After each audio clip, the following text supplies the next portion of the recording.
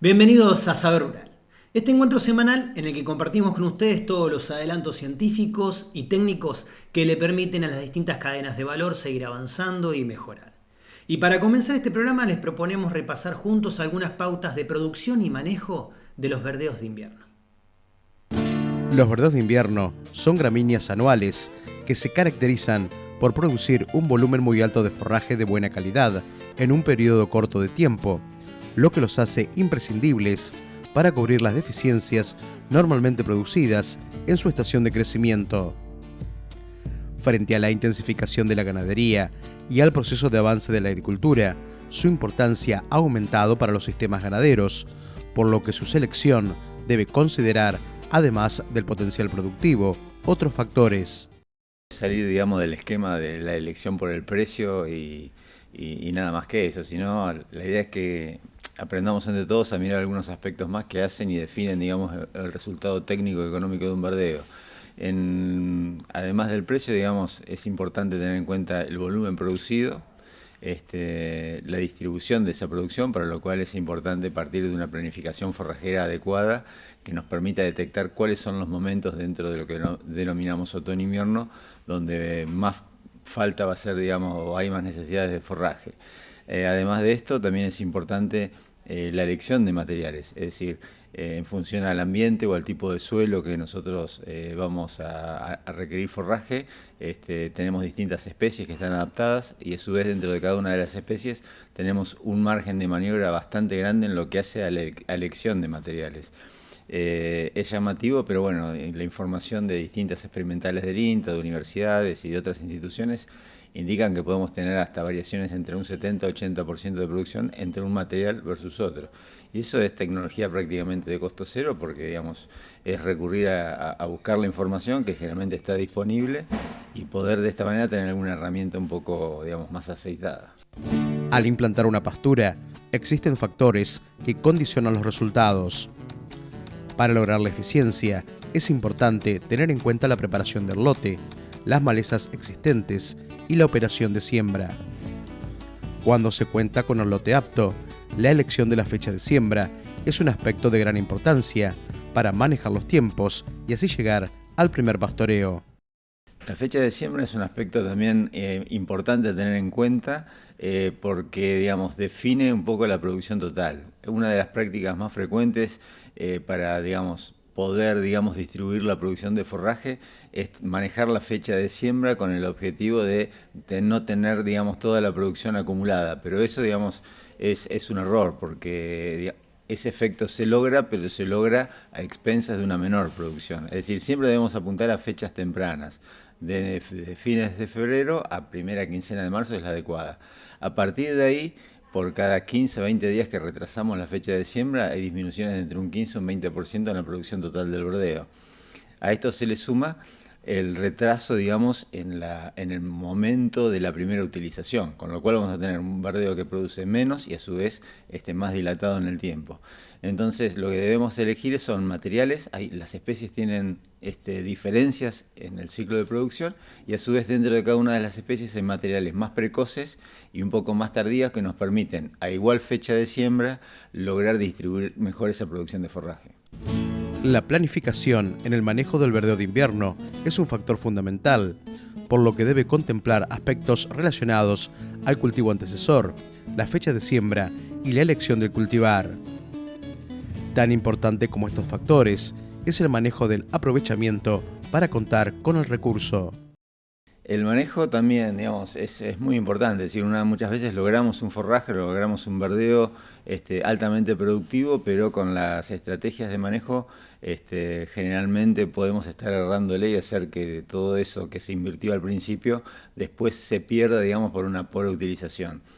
En general, los verdeos son recursos de excelente calidad para categorías exigentes como pueden ser las invernadas cortas, invernadas rápidas, es decir, procesos de engorde que requieran ganancias de 500, 700 gramos por animal por día. En general, lo que uno visualiza es que no habiendo limitaciones en disponibilidad forrajera, los verdeos son recursos que nos garantizan esos pisos de 700 gramos por animal por día. El tema es tener la cantidad de pasto suficiente. En general, una de las características de nuestros sistemas productivos es que, a pesar de que nos jactamos de tener sistemas pastoriles, realmente conocemos poco del pasto, ¿no? Tanto de las pasturas como de los verdeos. Entonces, una de esas deudas pendientes es no conocer la producción, entonces es muy difícil asignar la permanencia de los animales en la franja cuando no sabemos exactamente cuánto pasto hay. Muchas veces nos basamos en nuestros propios criterios de cómo debe quedar comida, es decir, de cómo debe quedar el remanente, pero no tenemos una medida objetiva de eso. Entonces hay remanentes que por ahí no cambian mucho entre la mañana y la tarde o entre un día y el otro. Entonces esas 24 horas o más que deberíamos haber adelantado el cambio son las que repercuten negativamente en la ganancia. Entonces lo que tenemos que lograr es conocer la oferta forrajera, ajustar la carga en base a esto, que no es tan difícil, digamos, para poder garantizar esas ganancias que yo te comentaba, con un 3% de asignación forrajera, es un valor que perfectamente, digamos, compatibiliza buena ganancia de peso, lo cual para un ternero de 200 kilos son 6 kilos disponibles de materia seca por animal por día. A partir de ahí, cuando el verdeo fluctúa en producción, lo que es necesario es recurrir a la suplementación.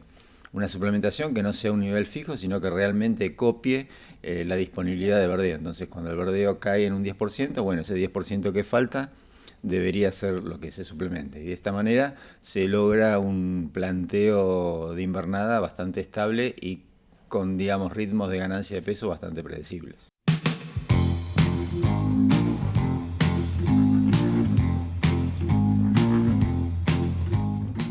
Después de ver cómo se puede mejorar el manejo de la producción de los verdeos de invierno, les proponemos hacer una pequeña pausa. Pero no se vayan porque en nuestro próximo bloque, a través de una entrevista remota, vamos a estar viendo qué pasa con la sustentabilidad en el campo.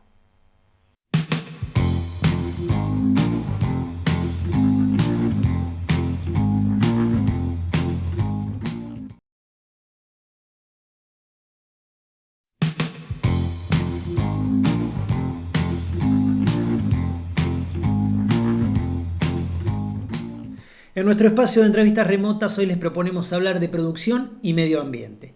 Y para tal fin hemos convocado a un especialista que forma parte de un equipo transdisciplinario en la Facultad de Agronomía de la Universidad Nacional del Centro de la Provincia de Buenos Aires.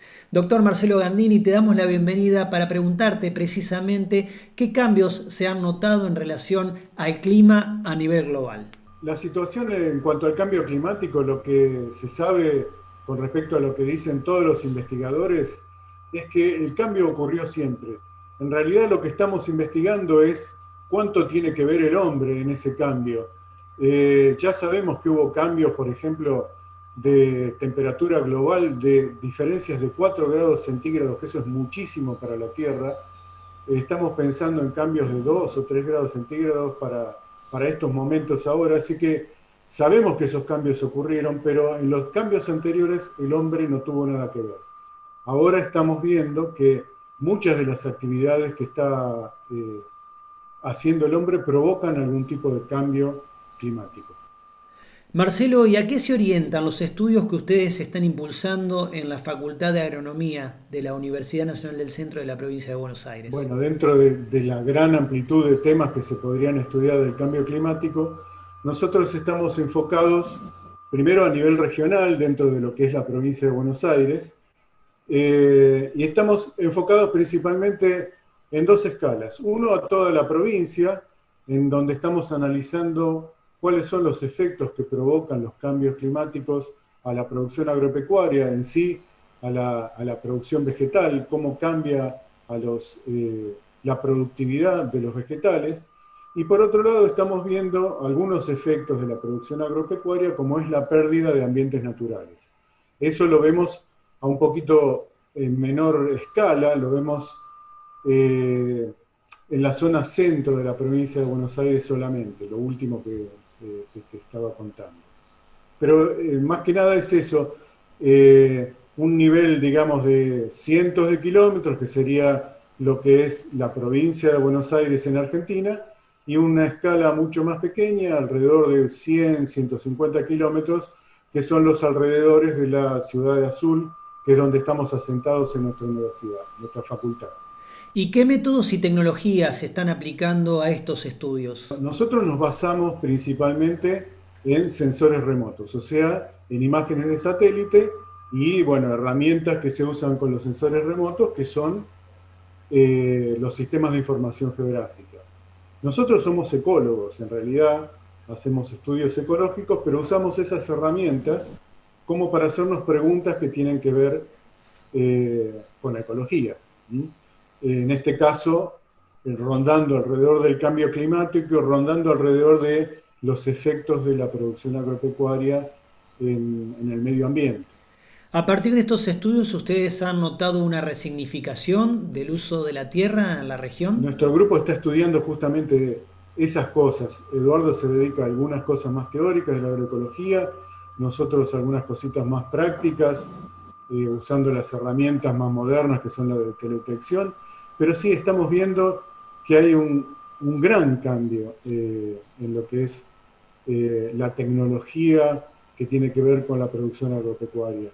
Y dentro de ese gran cambio hay también cambios que podemos detectar mediante los sensores remotos.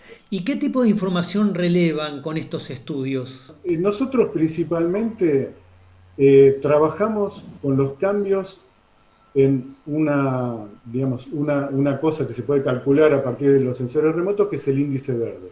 Que seguramente los que están en el ámbito rural lo conocen muchísimo. El índice verde me indica indirectamente muchísimas cosas. Principalmente me indica la cobertura verde, pero nosotros nos estamos enfocando en los cambios en el índice verde, en lo que se llama la dinámica del índice verde, que es lo que es mucho más interesante para la ecología. Ver cómo son esos cambios a lo largo del año y ver cómo son esos cambios entre distintos años. Nosotros tenemos la suerte de que en la NASA, por ejemplo, ha lanzado satélites desde los años 70 y podemos analizar cambios en el índice verde, cambios en la vegetación desde los años 70, aún sin haber ido al campo. Con el análisis de los datos relevados, ¿qué observación han hecho en relación del impacto de la producción sobre el medio ambiente en la región?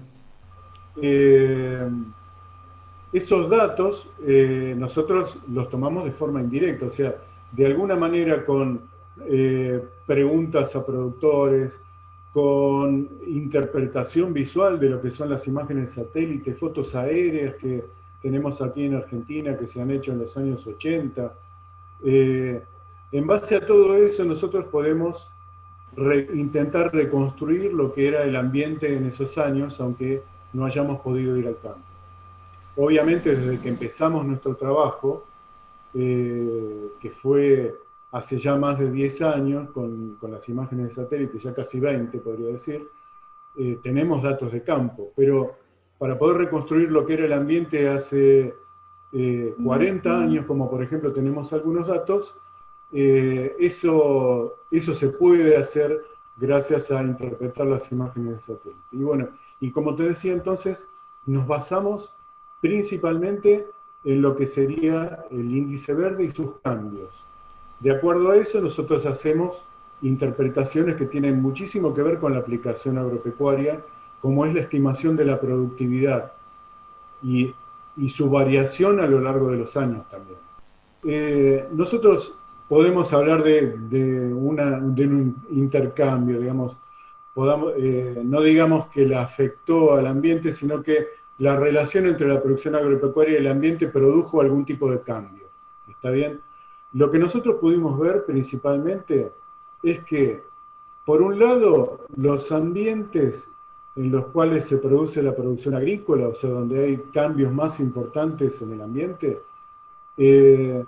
son ambientes más sensibles a los cambios en el ambiente. O sea, podemos ver que cuando hay un cambio ambiental, como por ejemplo hicimos estudios con respecto a los cambios que se producen con el efecto del niño, la niña, que son cambios atmosféricos, lo que pudimos ver fue que los ambientes agropecuarios son más sensibles a esos cambios. Cuando hay un pequeño cambio de, por ejemplo, régimen de lluvias, los que más se ven afectados en la producción vegetal, o sea, en esos cambios en el índice verde, son los ambientes agrícolas. A medida que se va haciendo más intensiva la producción agropecuaria, más se ve afectada la producción o la productividad vegetal por esos cambios ambientales. Y por otro lado, otra cosa que estuvimos viendo también son que, por ejemplo, la producción pecuaria, o sea, la producción de ganado, sobre todo en la zona centro de la provincia de Buenos Aires, provocó pérdidas de algún tipo de ambientes. En un caso específico que estamos estudiando, se ha perdido casi el 50% del ambiente de paja colorada, que es el ambiente prístino, el ambiente inicial que había en muchas zonas de la zona centro de la provincia de Buenos Aires. Contemplando la sustentabilidad ambiental, pero también la viabilidad de los negocios agropecuarios, ¿qué medidas se pueden tomar a partir de la información que ustedes han relevado? Desde el punto de vista de la sustentabilidad, como dijimos antes, es claro que ambientes que se ven un poco más afectados por cambios ambientales, producciones que se ven afectadas por cambios ambientales, evidentemente dependen más del ambiente. Entonces, sería muy importante, interesante pensar en algún tipo de producción que esté más ajustada con los cambios ambientales, porque los cambios existen, van a existir, y tendríamos que adaptarnos a esos. Bueno, y por otro lado, tendríamos que llegar a un acuerdo, digamos, entre lo que es la conservación y la producción. Ese acuerdo se puede encontrar perfectamente. Hay muchísimos intentos de ajuste con respecto a lo que es la conservación del ambiente y la producción agropecuaria. Marcelo, valoramos tu tiempo y agradecemos como siempre tu aporte en Saber Rural. En este caso vinculado a la producción agropecuaria, al cambio climático y a cómo se está resignificando el uso de la tierra en el centro de la provincia de Buenos Aires.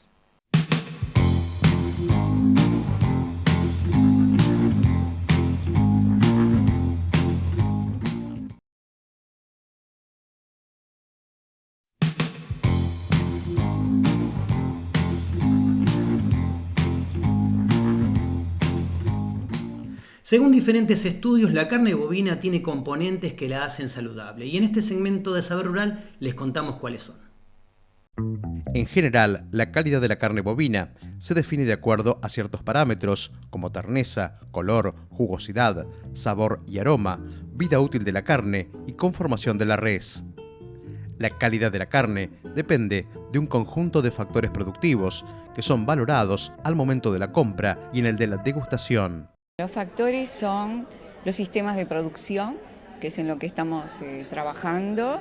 Por ejemplo, llevándolo a los ejemplos nuestros, ¿verdad? De los dos países ganaderos en sistemas muy pastoriles, si el animal se produce en un sistema en pastura, si el animal se produce en un sistema menos extensivo, o sea, con más incorporación de grano, digamos, eso ya lo tenemos investigado, cambia.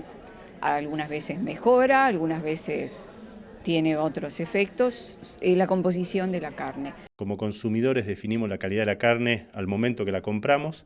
Hay un factor importante, es el color, o es el más importante, el color de la carne. Entonces, bueno, ¿cuáles son los factores que pueden llegar a afectar el color de la carne desde el punto de vista nutricional? Y, bueno, uno de ellos es la alimentación, el tipo de dieta, porque esto puede influenciar el tipo de fibra que tiene el animal. ¿Sí? En la carne hay fibras rojas o fibras blancas y en general no hay una mayor proporción, hay diferentes proporciones de esas fibras en el músculo y la proporción depende también de la alimentación y de si hace ejercicio o no el animal. Así, bueno, en animales alimentados con concentrados hay una teoría, digamos, que la alimentación o el menor movimiento favorece más fibras blancas. ¿Sí? Eso está dado porque son más fibras blancas, porque tienen menos pigmentos. ¿Sí? La mioglobina, que es un pigmento, tiene menos de eso. la carne de concentrado que la carne de pastoreo.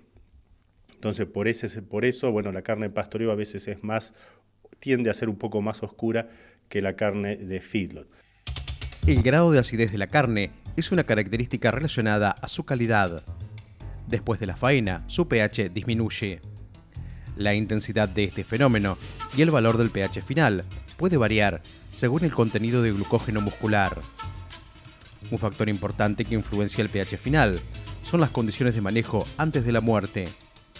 Los animales estresados consumen sus reservas de glucógeno y después el pH no baja o se mantiene alto. En este caso, el músculo mantiene una alta capacidad de retención de agua y baja capacidad de conservación. También con pH alto, la carne es oscura y su aroma puede estar afectado. El tipo de animal, si es Hereford, si es Angus, cambian la composición del músculo y podemos tener todo lo que es el procesamiento. Con las herramientas de investigación disponibles, en las últimas décadas se ha documentado la presencia de distintos compuestos que favorecen la actividad biológica. Estos minerales hacen que la carne bovina contenga elevados niveles de micronutrientes que constituyen una fuente importante en la dieta humana y un atributo nutricional. Compuestos bioactivos minerales, digamos, son varios. Nosotros hemos profundizado en selenio, en hierro, en sus diferentes formas, en el zinc, en el cobre, en el manganeso. ¿Por qué le llamamos bioactivos? Porque esos compuestos tienen funciones en el organismo humano que, por un lado, cubren un requerimiento que el organismo humano necesita para funcionar, pero por otro, como en el caso del selenio, tiene otras funciones. Por ejemplo, es un factor antioxidante, permite que el sistema antioxidante del organismo funcione mejor. Entonces también lo podemos ver de un modo más, desde la aplicación, son factores anti-envejecimiento, y en el caso del hierro son factores que previenen la incidencia de la anemia. Cuando nosotros consumimos un alimento, cualquier alimento, los nutrientes que están no los absorbimos 100%. Hay parte porque la forma química que están esos nutrientes no están alcanzadas por las enzimas de nuestro tubo digestivo. Entonces, según la forma como están, esos nutrientes pueden o no ser alcanzados por las enzimas. Entonces, la carne tiene nutrientes de muy alta biodisponibilidad, o sea que son alcanzables. Las enzimas de nuestro tubo digestivo las alcanzan bien, las degradan bien y los absorbimos. Esa es la noción de biodisponibilidad. Es muy variada. Nosotros podemos tener un alimento muy rico en un nutriente, pero no es biodisponible. Entonces no lo aprovechamos. Aunque bioquímicamente o químicamente ese nutriente está presente en ese alimento, pero nuestro tubo digestivo no lo puede aprovechar. Esa es la noción de biodisponibilidad. Claramente nuestra investigación apunta a volver a valorizar la carne como un alimento primero completo, que cubre reales necesidades nutricionales de las personas, pero que además tiene otras funciones que se acercan más a funciones de tipo que mejoran el rendimiento. Además de los factores productivos, la calidad de la carne depende de un conjunto de factores biológicos, entre los que se destacan la edad, el sexo y la raza del animal. Las diferencias de calidad de carne vinculadas con la edad del animal se deben a cambios profundos en la composición y características de los músculos. La terneza se encuentra claramente afectada por la edad, mientras que el peso no es un factor determinante en la calidad de la carne.